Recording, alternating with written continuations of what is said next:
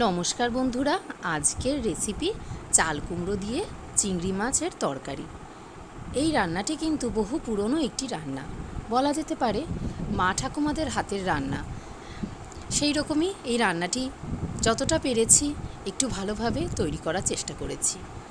এই রান্নাটি করার জন্য আমাদের 150 গ্রাম মতো চিংড়ি মাছ নিয়েছি, চাল কুমড়ো একটি ছোট সাইজের নিয়েছি, আমি 4 থেকে 5টি আলু, পরিমাণ মতন স্বাদ অনুযায়ী চিনি, ফোড়নের জন্য জিরে, শুকনো লঙ্কা আর মশলার মধ্যে নুন, হলুদ, আদা বাটা, জিরে গুঁড়ো। দেখো, প্রথমে কড়াইয়ে সর্ষের তেল গরম করে আমি চিংড়িগুলোকে এক এক করে ভেজে নেব। হালকাভাবে ভেজে নিতে হবে। এই রান্নাটি কিন্তু করতে করতে সত্যি কিন্তু মায়ের কথাই মনে পড়ে যায়। মায়েরা কিন্তু এই রান্নাটি করতে ভীষণই পছন্দ করে এবং চিংড়ি মাছ দিয়ে এত সুন্দর রান্নাগুলো তৈরি হয়ে খুবই সুস্বাদু লাগে খেতে। এবং সত্যি বন্ধুরা, টেস্টটা কিন্তু মন্দ আসেনি, খুবই ভালোই টেস্ট এসছে। যদিও মায়ের হাতের টেস্ট তো আর আসে না, তবুও কিন্তু রান্নাটি খুবই জনপ্রিয় রান্না এবং খুবই পুরাতন একটি রান্না। দেখো, কথা বলতে বলতে কিন্তু আমি চিংড়ি মাছটা হালকাভাবে ভেজে নিচ্ছি। চিংড়ি মাছটা আগে থেকে ধুয়ে পরিষ্কার করে নুন হলুদ মাখিয়ে রেখে দিয়েছিলাম। এবারে আমি চিংড়ি মাছগুলো ভালোভাবে তুলে নেব।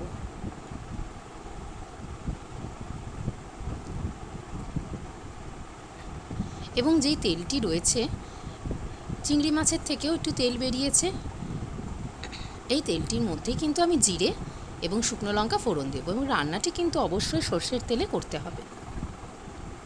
ফোড়নটি একটু থেকে ভালো গন্ধ বেরোলেই আমি নেক্সট আলু দিয়ে দেব।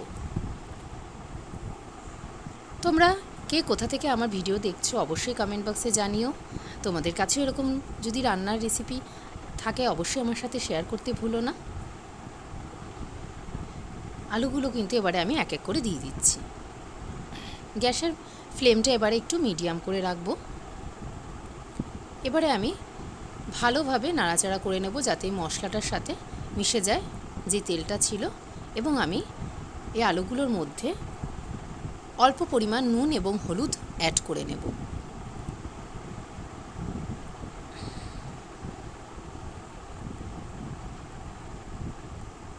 এই রান্নাটি তোমরা দুপুরবেলা গরম গরম ভাতের সাথে অবশ্যই ট্রাই করো।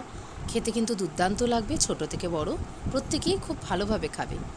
আর এটি যেহেতু বেশি একটা ঝাল হয় না, তোমরা কিন্তু ছোট বাচ্চাদেরও অবশ্যই ট্রাই করো।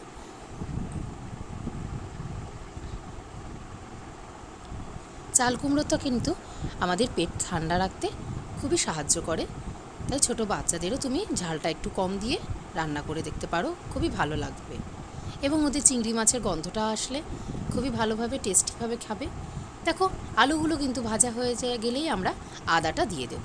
আদা থেকে হালকা একটু গন্ধ ছাড়লে আমরা চাল কুমড়োগুলো অ্যাড করে নেব। অতি পরিচিত রান্না, একদম সুন্দর স্বাদের, একদম পুরাতন কথা কিন্তু মনে করিয়ে দেয়, তাই না বন্ধু? দেখো, চাল কুমড়োর মধ্যে কিন্তু আমি এক এক করেই মশলাগুলো দিয়ে দিচ্ছি। নুন, হলুদ, জিরে গুঁড়ো, ব্যাস এই মশলাটুকু দিয়ে ভালোভাবে কষিয়ে নিতে হবে যতক্ষণ না পর্যন্ত চাল কুমড়োটা একটু সিদ্ধ হয়ে আসছে, ততক্ষণ পর্যন্ত একদম কম আঁচে আমি কষিয়ে নেব। কোনো রকম আমি জল অ্যাড করব না এখন।